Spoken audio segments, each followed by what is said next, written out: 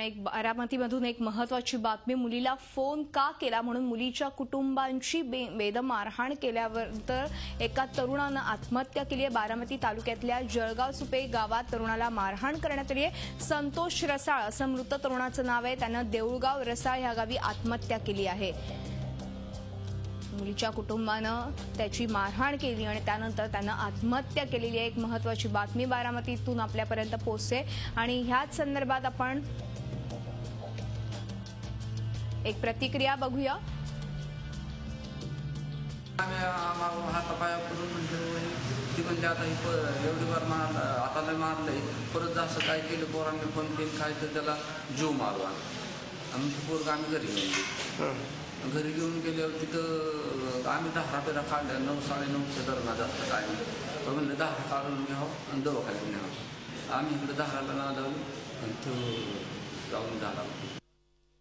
आणि एकूणच या संदर्भात अधिक माहिती घेणार आहोत आमचे प्रतिनिधी जावेद मुलानी यांच्याकडून। जावेद, आपण बघतोय अतिशय खळबळजनक घटना घडलेली आहे बारामतीमध्ये, मात्र नेमकं काय कारण आहे आत्महत्येचं आणि मारहाणीचं देखील? केवळ फक्त फोन केला हे एकमेव कारण आहे का?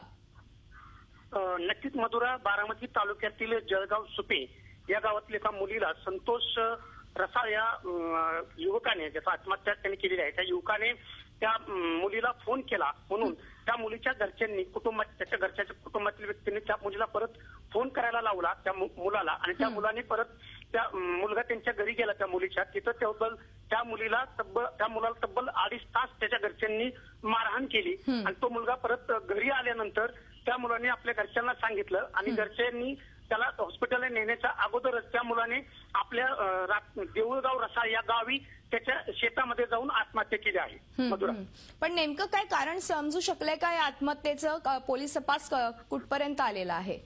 पोलीस कसोरी तपास करत आहेत। घटनास्थळी पोलीस पोहोचलेले आहेत।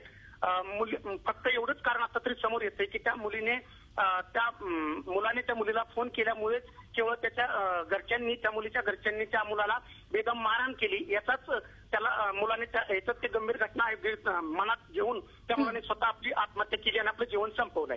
मधुरा, धन्यवाद जावेद। या संपूर्ण माहितीबद्दल आपण बघितलं की बारामतीमध्ये एका तरुणानं आत्महत्या केलेली आहे।